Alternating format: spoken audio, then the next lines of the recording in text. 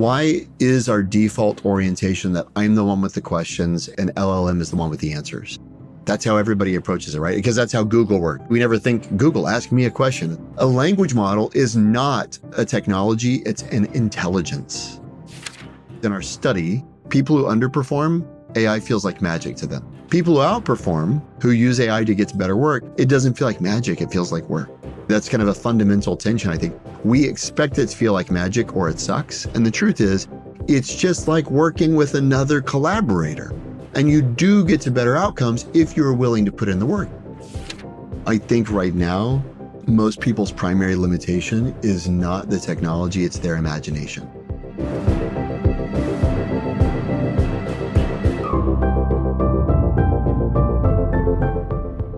That's Jeremy Utley. He's an adjunct professor at Stanford and co-author of the book Idea Flow, the only business metric that matters. In 2023, Jeremy was shortlisted for the Thinkers 50 Innovation Award. And he's also the co-host of the podcast Beyond the Prompt, which dives deep into the world of AI and its expanding impact on business and daily work. So you'll learn 1, the number one mistake people are making with AI, 2, ChatGPT's top advantage over other AI tools as of late 2024, and 3, the simple adjustments that make AI vastly more useful.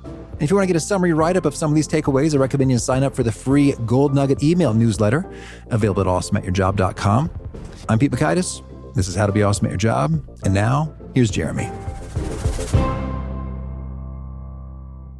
Jeremy, welcome. Thanks for having me. I'm so excited to chat, and I'd love it if you could kick us off by sharing one of maybe the most fascinating and surprising discoveries you've made about some of this AI stuff with all your poking and prodding and playing. I'll poke the bear right from the get-go. My observation is most people are what I call prompt hoarders, which is that they've got a bunch of Twitter threads saved, and they've got a bunch of PDFs downloaded in a folder marked read someday, but they aren't actually using AI.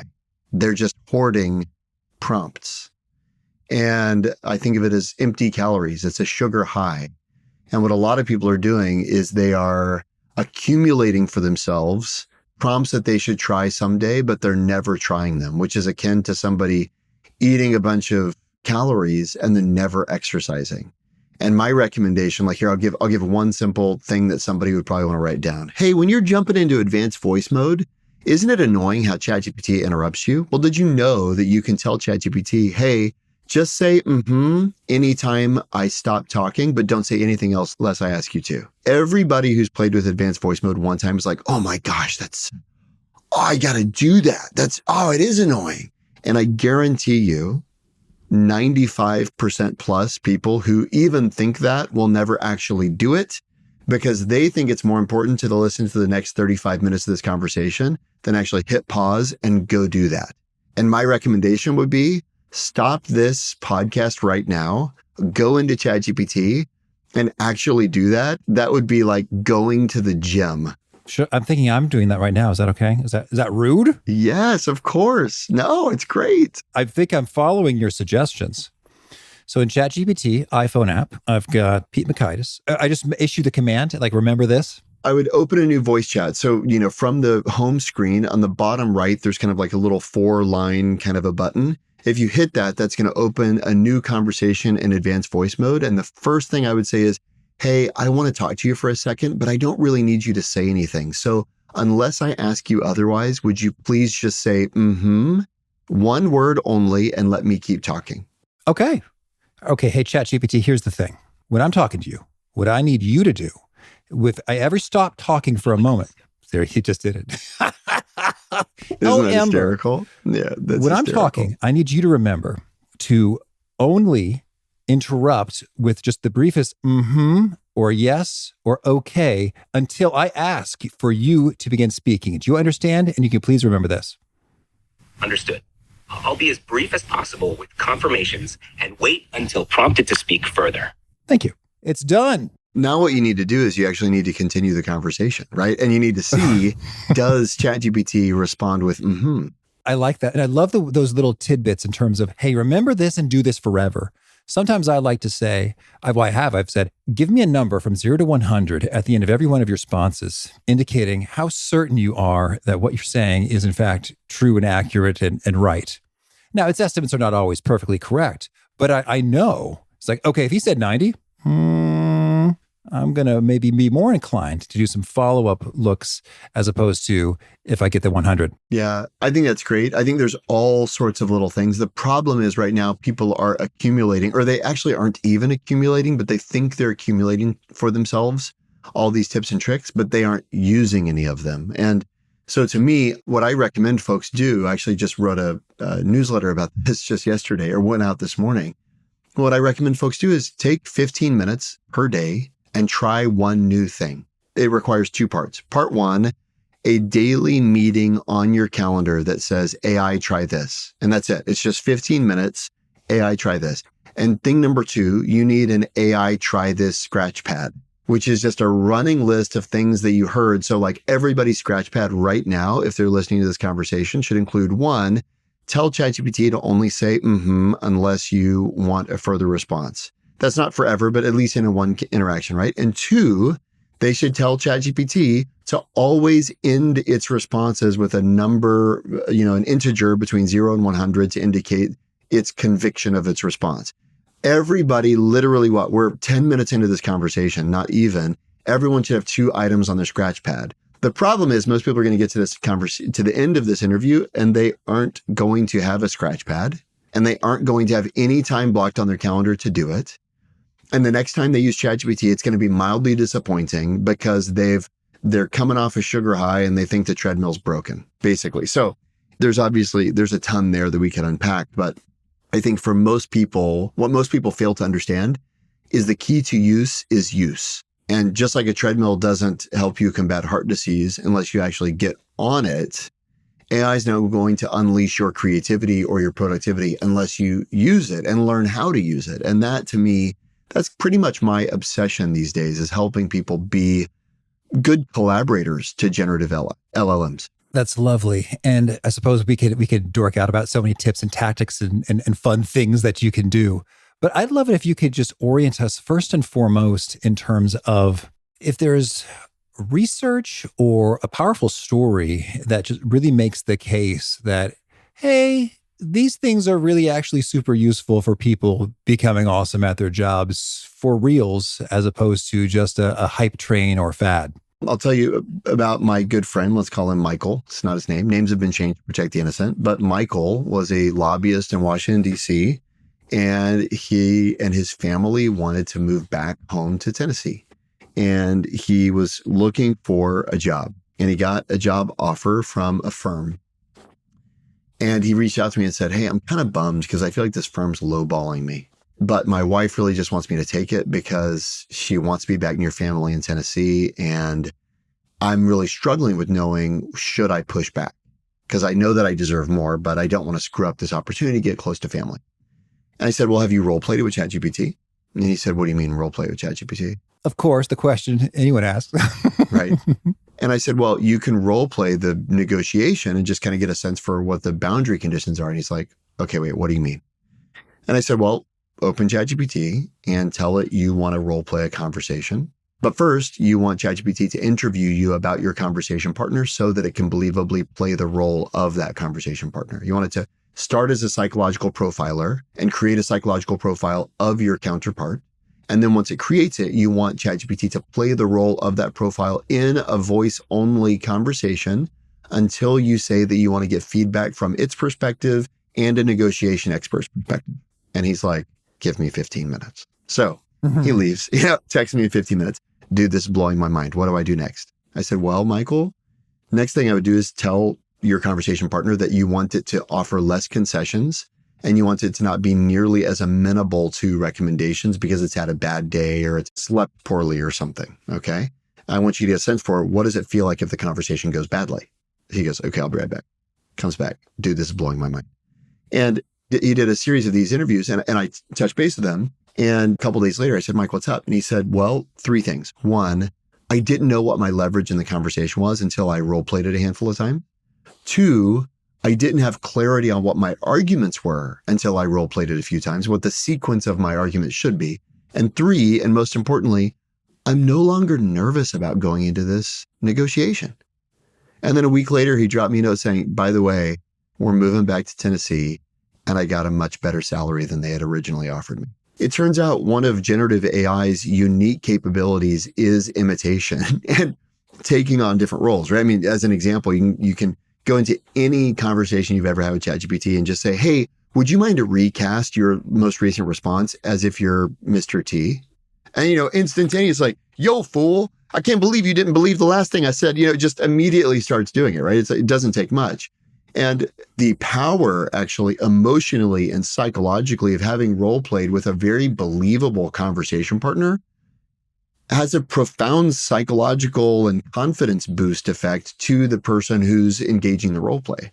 That's perfect in terms of yes, that is a top skill that the AI has, and about the most lucrative per minute use case I can think of a typical professional doing.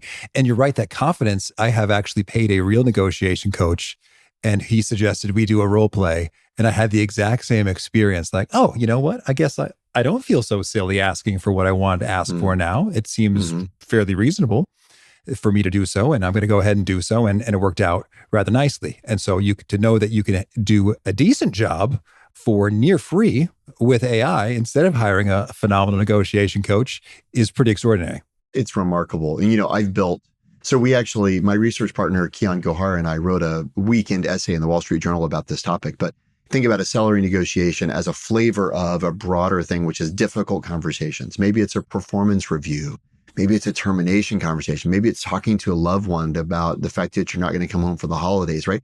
There's all sorts of scenarios where role playing the interaction increases your confidence, strengthens your conviction, helps you perhaps exchange perspectives. And perspective taking is a really important thing, right? To understand, how did this land to the perspective of my conversation partner, right? That's actually something that's really hard for humans to do, but an AI can read it back to you that in a way that's really reflective of your conversation partner and in a way that you can understand, right? So we wrote a whole article about this, but that's just one class of activities. But the point is, it really helps when you actually do it. Again, the tendency is for somebody right now to go, oh, cool, role play.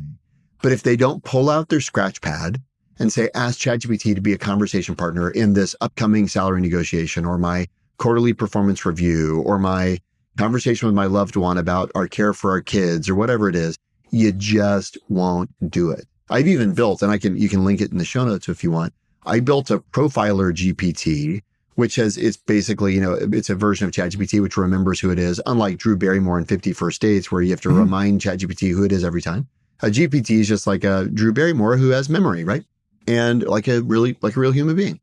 And what this GPT is instructed to do is interview a user about their conversation partner as a psychological profiler would, and then create an instruction set to give the user to copy paste into a new ChatGPT window of instructions to GPT to perform the role of the psychological profile that it created. So that's totally free, but somebody can just open that up and you can say, my significant other, and all of a sudden this GPT will just interview you, ask you a bunch of questions, you answer them, and then it spits out an instruction set to a new GPT to play the role of Sherry in the scene that you have told it about.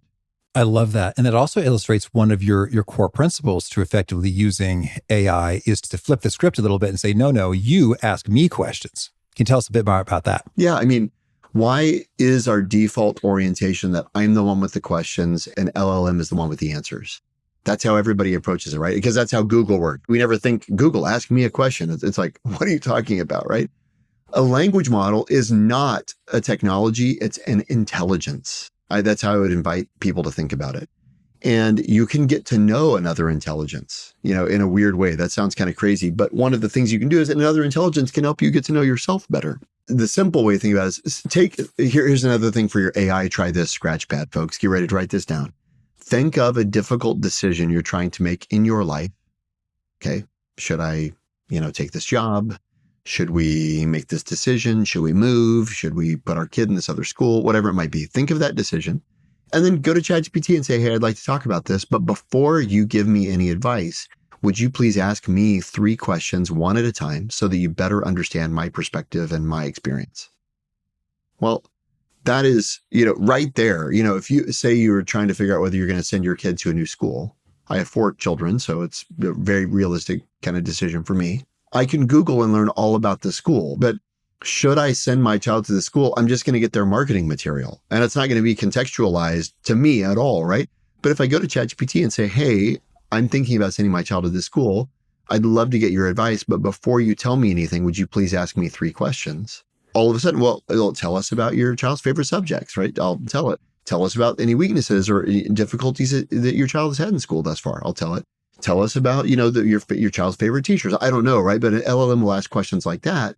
And then it will say, based on your answers, here's how I would approach this conversation. That's what I mean by turning the tables on an AI, is put it in the position of an expert that's getting information from you rather than the default orientation, which is you're the expert and you're getting information from the AI. Okay. And now we've been saying the words ChatGPT a lot. I'm curious, in the world of LLMs, we got your ChatGPT, we got your Claude, we got your Perplexity, we got your Gemini, we got your Grok.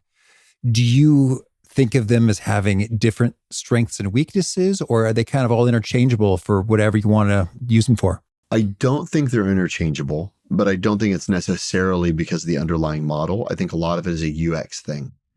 I think that the best AI is an AI that's available to you that you will use. Again, the key to use is use. So which is the best AI? Well, it's the AI that you're going to use. So where are you? Most of the time you're on your mobile.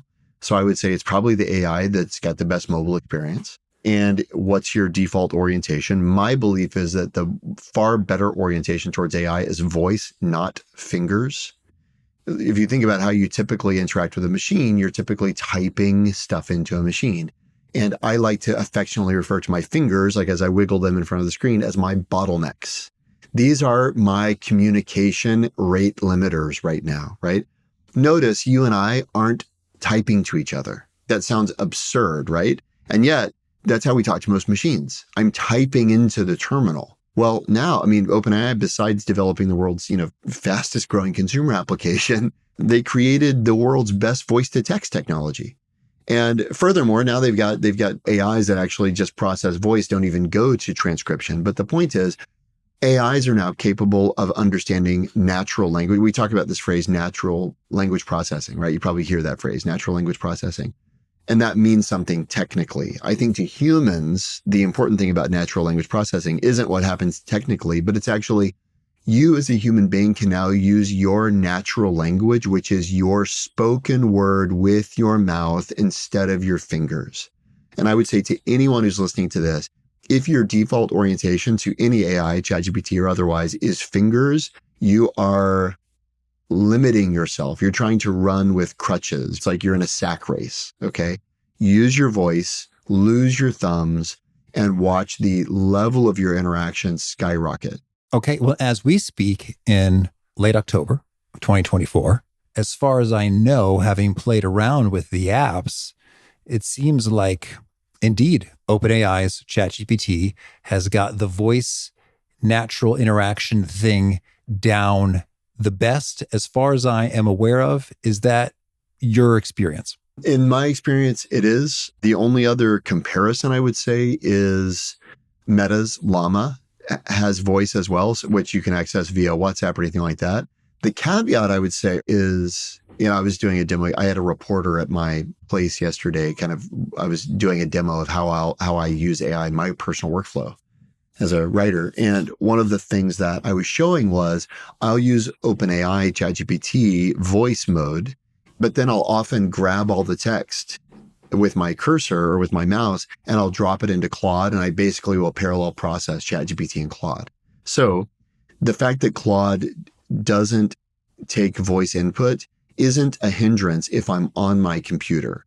When I'm on my mobile device, which, probably on my mobile more than I'm at my computer actually, Claude doesn't handle voice input. And it's a little bit unwieldy to go back and forth in apps on your mobile relative to toggling between windows on your computer. So it's not to say that that means ChatGPT is the best, but when you say, if you have to choose one right now, the model which is most optimized for voice interaction in a intuitive interface, that to me is the way that you should prioritize, is what's intuitive, what can handle the widest range of human input. And ChatGPT's got great vision and great voice recognition.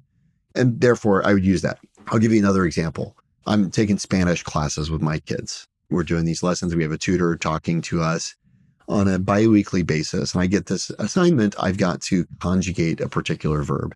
And she wants us to write it down. We got to take pictures of it, right? And I write it down in my notebook, and I'm trying to conjugate this verb.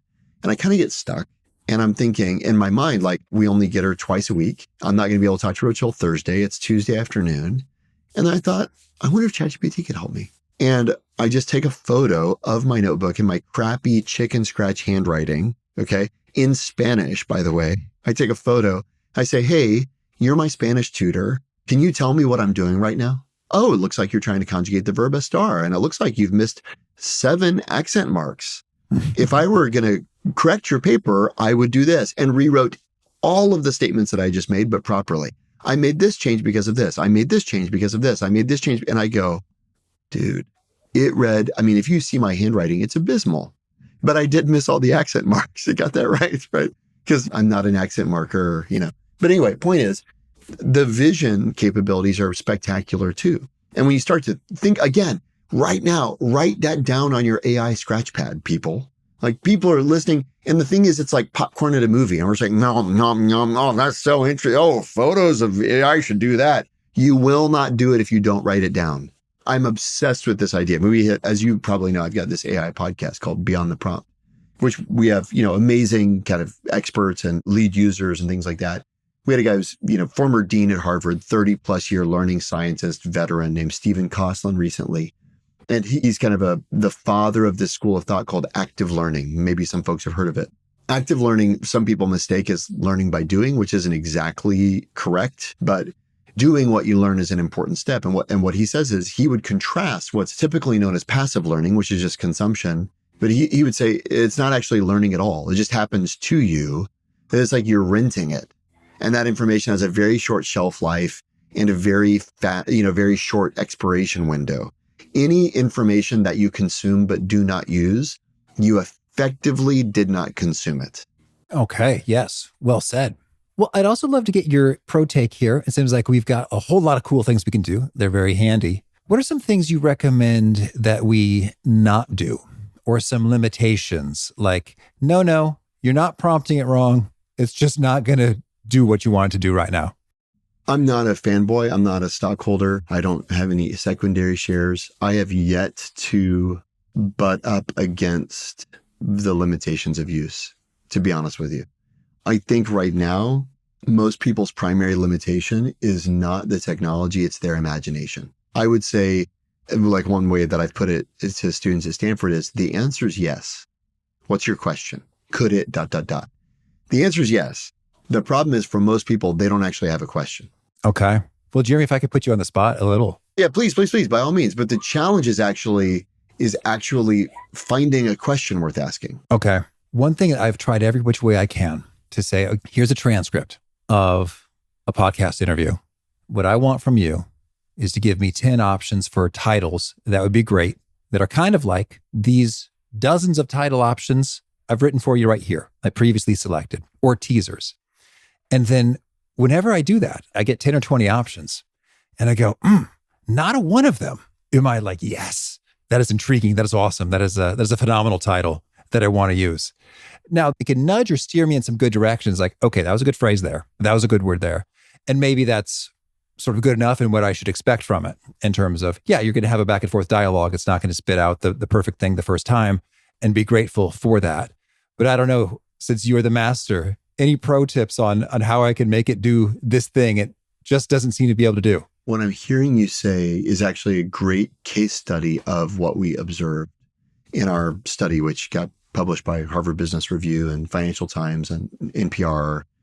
We studied teams trying to solve problems. And you could call titling this podcast as a problem that you're trying to solve, right?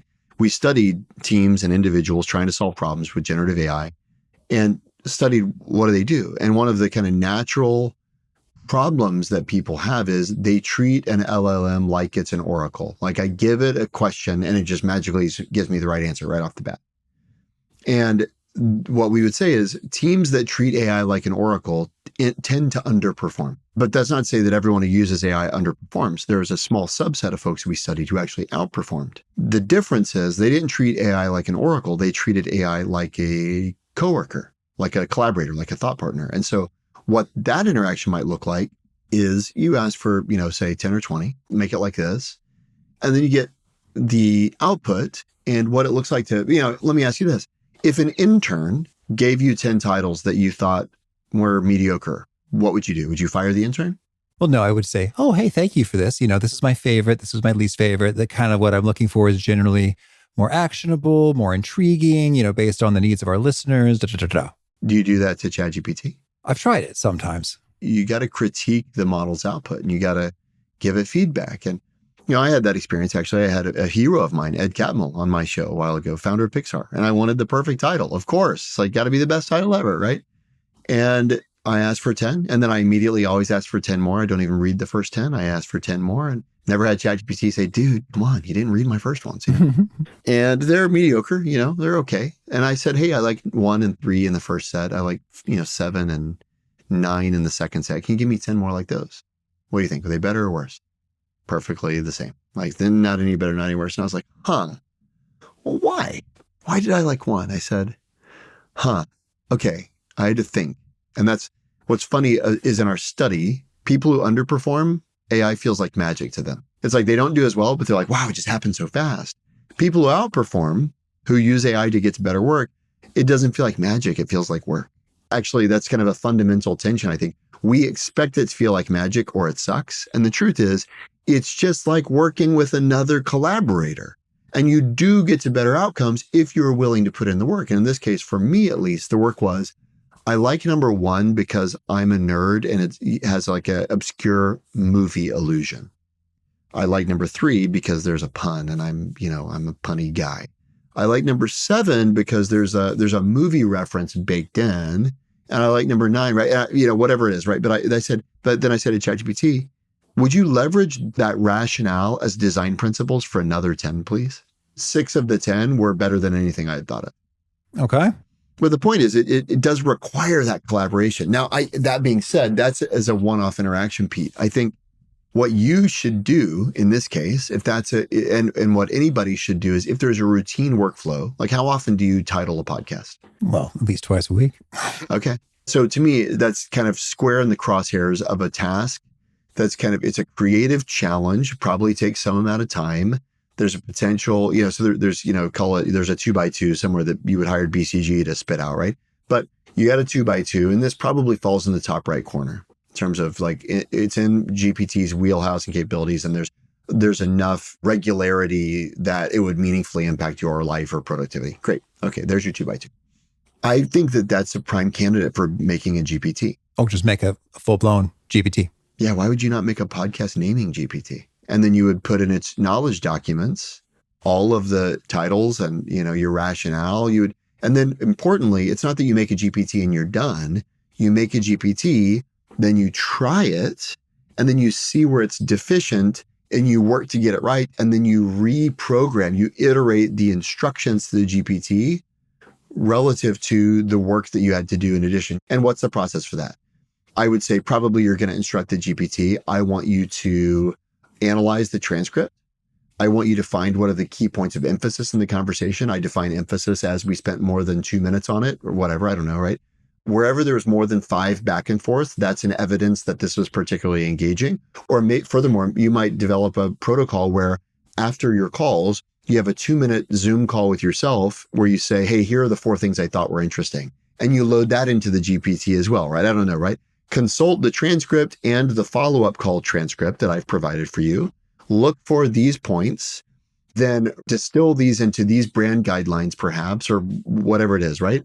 then do this, then do this. You'd kind of walk the GPT through, you would actually articulate and codify that workflow, and then you would test it.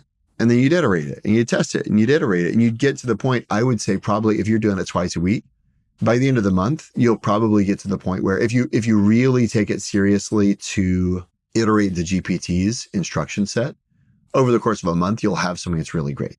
Now, the problem is most people aren't really systems thinkers, and they just want to do like a one-off kind of like Band-Aid solution, which is fine. I'm probably more that way myself, unfortunately.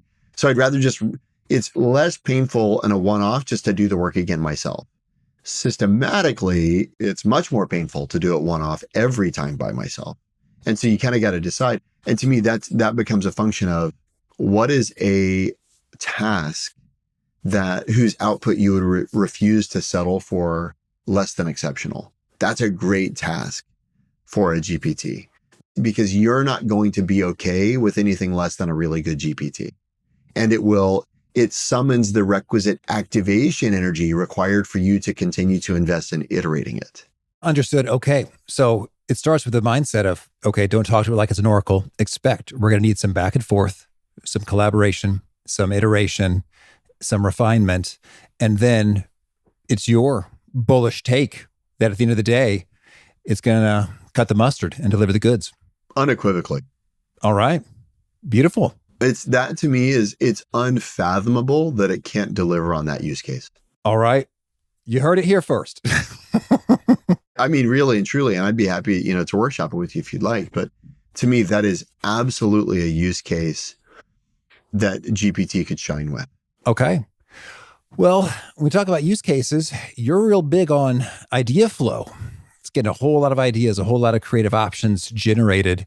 Tell me, how do you use AI in that endeavor well? Well, the easiest thing to do is, which you did well in your example, is request options. I think for most people they ask one question, they expect one answer. And with a probabilistic, non-deterministic model, which means LLMs are probabilistic in nature, every time you ask the question, you're going to get a different answer. And sometimes the answer is there's a higher degree of overlap. Sometimes they're radically different, even within the same instruction sets. You could say it's a bug. I actually think it's a feature, right? Because I believe in variability of thinking is actually what drives creative outcomes. And so when you realize that, then wow, I could hit regenerate and it will reconsider the question again. Yeah. Well, why wouldn't I hit regenerate 5 times? Great question. Why wouldn't you? And most people go, I've never hit regenerate. I think it's actually probably the most important button on the screen, right? Because you have a collaborator, if you and I are going back and forth and I say, hey, Pete, what do we do about this? You go, well, here's an idea. And I go, okay, well, what else? And you're like, okay, let me dig deeper, and then you say something. I go, okay, well, what, like 5 more ideas. And after a while, you'd be like, dude, I gave you all my ideas. But ChatGPT is not like that. AI is not like that. And so one of the simple tricks for idea flow with AI is recognizing you're not going to tire itself out. In fact, you need to recognize your own cognitive bias. I mean, it's one of my kind of nerd obsessions is what's called the Einstellung effect, which is the tendency of a human being to settle on good enough as quickly as possible. It's demonstrated since the 1940s by Abraham and Edith Lutyens. So they've kind of documented very clearly how human beings kind of get in a cognitive rut and they just want a good enough answer. And they don't actually get the best answer. They just get a good enough answer. And so to me, the key to maximizing idea flow with an AI is recognizing that the creative problem in that collaboration is actually your human cognitive bias, not the AI's bias. Okay, thank you. Oh boy, Jeremy, I could talk about this forever. But before we hear about some of your favorite things, could you share any other top do's and don'ts? One thing I think is a really simple thing that you can do, and it's not unrelated to your idea of asking ChatGPT or whatever for a number, kind of saying how confident it is. One thing that you can often do is ask it to evaluate its own work. Scale of 0 to 100, how great was the previous response? Be like a tough Russian ballet instructor. Give me critical feedback, right? And it'll go, oh, it's a 60 out of 100 for this reason. Well, then you can say, okay, based on that feedback, can you rewrite it as 100 out of 100? Rewrite it as 110 out of 100. Now regenerate it. Now regenerate it again. Now grade that one. Is it really 100? Bring in another Russian judge. What does the second Russian judge think, right? So one thing that you should definitely do is get AI to evaluate its own work. It's far better at being objective. Like as a simple example for me, and then I also want to mention chain of thought reasoning. So make sure I come back to that. But one thing I'll do is I'll do kind of parallel processing between ChatGPT and Claude, and I'm having them both work on something. I take their output and I feed it to the other, and I ask, which one is better? Is Claude's work better or ChatGPT's work better? You would think that they'd both advocate for themselves. They don't, but they almost always agree. It's fascinating, actually. There are times where ChatGPT is like, I actually prefer Claude's response for this reason, this reason, this. And if I go to Claude, he goes, I think my response is stronger for this, this, this. And half the time it's the other way. But it's actually exceedingly rare that they disagree. They often will say the other's is better, but they almost always agree with the other's assessment too, which is fascinating. So which is to say you can have models evaluate one another's work.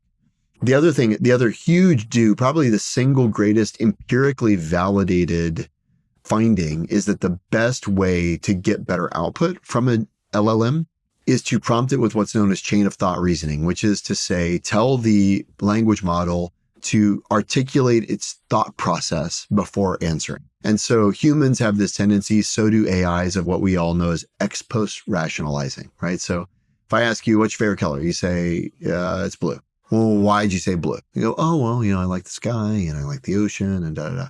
But if instead I say, hey, tell me how you think about what your favorite color is. You go, well, I probably think about my favorite things. And then I go, well, what are your favorite things? You go, well, my wife, obviously, and I think about her eye color and they're green. Green's my favorite color. Well, is it blue or is it green, right? Actually, and for me, even as I think through that thought exercise, green, emphatically. I take my wife's eyes any day over the sunset. That's a no-brainer, right? Well, similarly, language models do the same thing. If you ask it for an answer and it says blue, and then you go, well, why'd you say blue, ChatGPT? It will ex post rationalize. And blue is very subjective, but even with things that are objective, more objective, it will ex post rationalize its answer. If, however, you say, hey, before you answer the question, would you walk me through how you're going to think about solving this problem? It will articulate its answer, and it arrives at, from a research perspective, empirically better, more valid, more cogent, et cetera, responses. And the reason it does so is because of how language models work. They aren't premeditating their answers. So what it's not doing is Pete asks a question, and then it thinks of its answer and writes it out. That's not what happens. What happens is Pete asks a question, and it reads the question and says, what's the first word of the answer? And it says it. And then it reads your question and the first word it thought of and says, what's the second word? And then it reads your question and its first and second word and thinks, what's the third word, right? So it's not premeditating responses. It's literally only predicting the next token. And so when you ask it for an answer, the only thing it's predicting is its answer.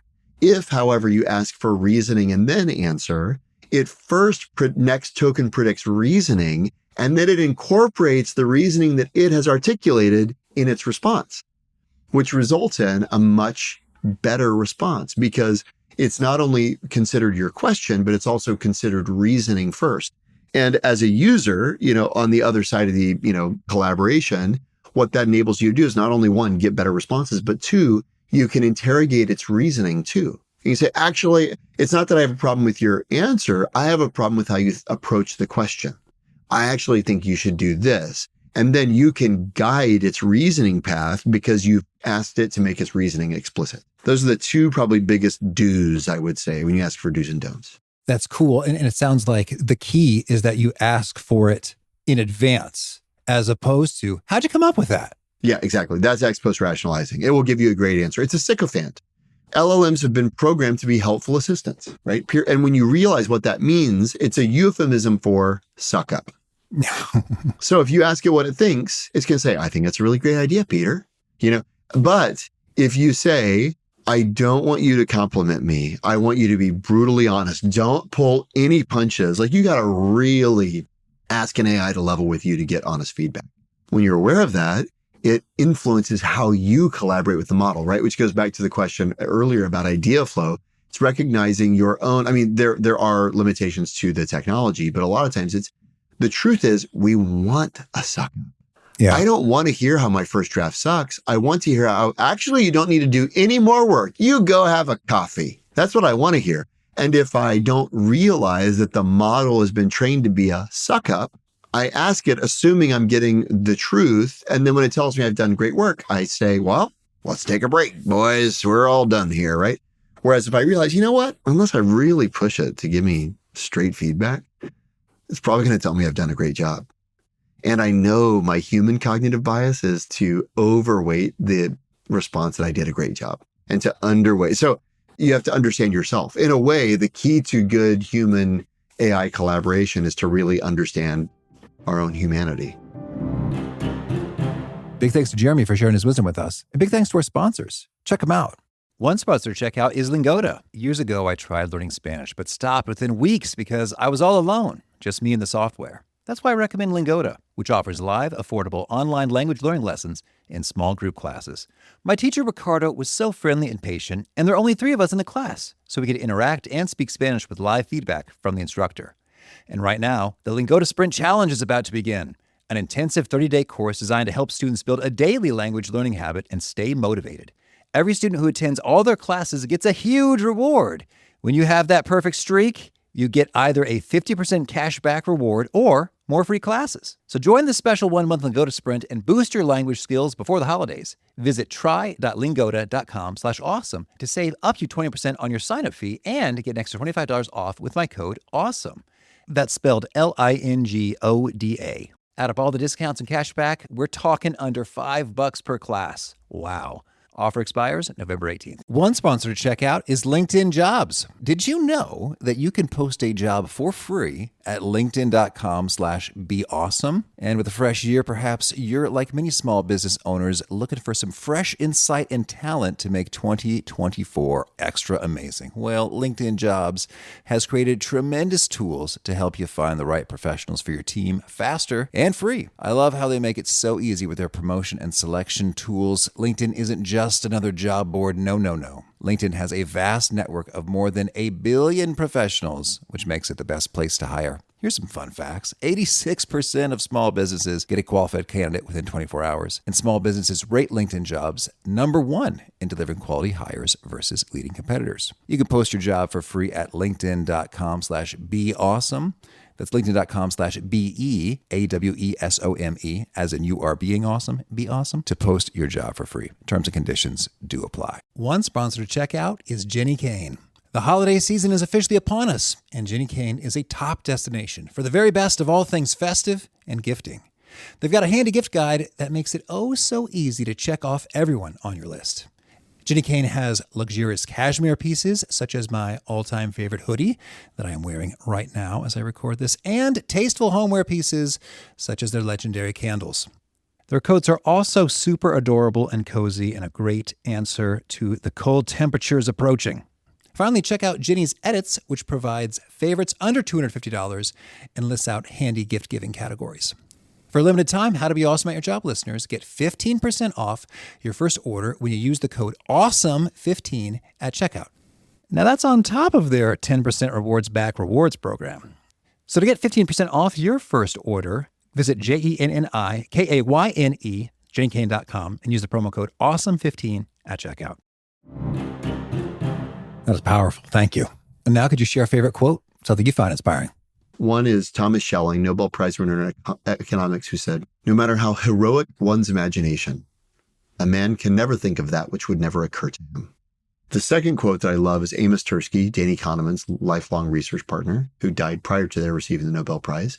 But Amos Tversky was once asked how he and Kahneman devised such inventive experiments. And he said, quote, "The secret to doing good research is to always be a little underemployed. You waste years when you can't afford to waste hours." Awesome. All right. And a favorite study or experiment or bit of research? I think there's a great one that I always come back to called the creative cliff illusion, which is conducted by Nordgren and colleagues at Toronto, I want to say. You can look it up, creative cliff illusion. But the basic idea is when they ask participants what their expectations of their creativity over time were, there is an illusion that one's creativity degrades to a point that reaches a cliff where it almost asymptotically falls off, right? And their expectation is, I'm just going to run out of creative ideas. The paper is obviously called the creative cliff illusion because then when they test people, it's not true. They don't run out of creative ideas. Their creativity persists. And my favorite part of the study is the shape of the creativity over time, the variable that it's most highly correlated with, i.e., Does creativity dip or does it increase? Because it does increase for some people. The variable that determines the shape of your creativity over time is actually your expectation. So if you expect that you will keep having creative ideas, you do. If you expect you will cease having creative ideas, you do. And so that to me is just totally fascinating. Totally. And a favorite book? I love Mark Randolph's book about the founding of Netflix called That Will Never Work. It's a fascinating story about entrepreneurship, about grit and perseverance, and about ideas. And there's a lot of very practical takeaways about the importance of experimentation in finding product market fit and succeeding. All right. And a favorite tool? I've got a electric chainsaw, and I love tromping around the woods, just chainsaw in hand, like just in case I need it. It's just so fun. Awesome. And a favorite habit? NSDR, non-sleep deep rest protocol, Andrew Huberman. It's basically laying down and becoming totally still, not for the purpose of sleep necessarily. It's okay if you do sleep, but it's not in order to sleep, but to facilitate neurological replenishment, connections between neurons, and codification of memory. And I try, if I can, to NSDR once a day.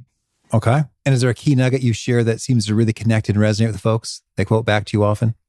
I talked earlier about the value of variation in one's thinking. And the truth is ideas are naturally occurring phenomena, which is a nerdy way of saying they're normally distributed. Okay. So you got some really great ideas, very small. It's a bell curve, right? You got a lot of ordinary ideas and you got some stupid ideas. Steve Jobs called them dopey ideas. He regularly shared dopey ideas with Sir Johnny Ive. Taylor Swift says, it's my hundreds or thousands of dumb ideas that have led me to my good ideas. So you got dopey or dumb on one side of the spectrum, you got delightful on the other side of the spectrum.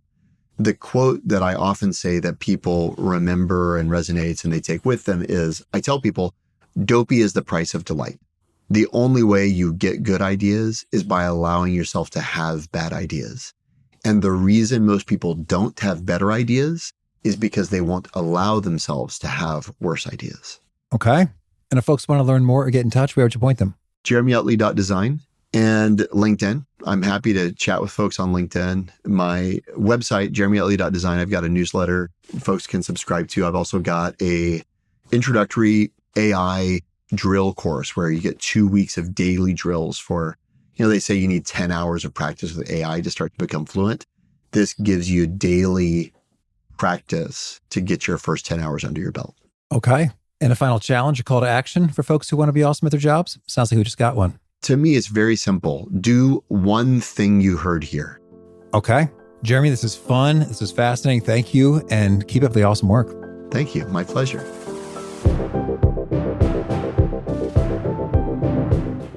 I love so many of Jeremy's tips and tricks and tools for the scratch pad and do recommend please actually use them, try them, as opposed to just accumulating, ooh, that could be so powerful someday, maybe somewhere. And the role play example in particular was so lovely. And I recall, I mentioned this with my conversation with Donna McGeorge, also talking about AI. You might want to check that one out. About the human role play emotional stuff, when it's tricky, like that negotiation. I remember when I was renting, I had a landlord who was very demanding. Her expectations seemed a little bit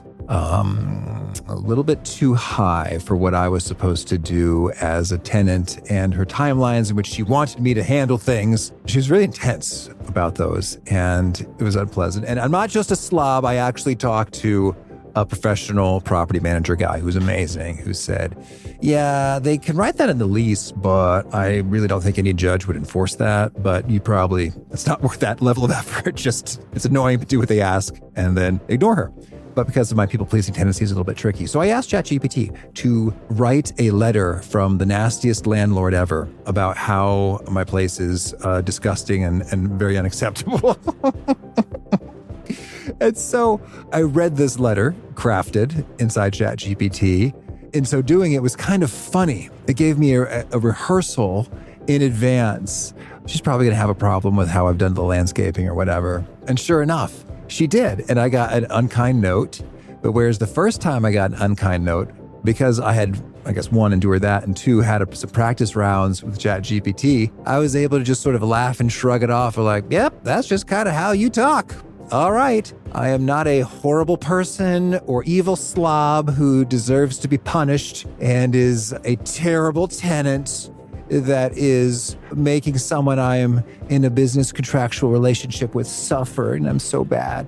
But it was like, okay, no, that's just how you talk, and it's unpleasant, and okay, fine. I will tweak the way I've done the landscaping to be to your liking without much of the emotional turmoil. So thank you, ChatGPT, for that role play.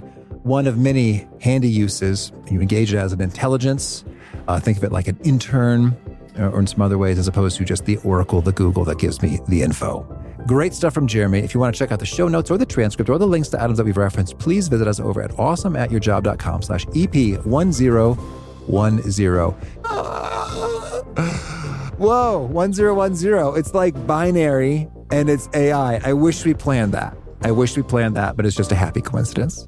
Hope to catch you next time, and peace.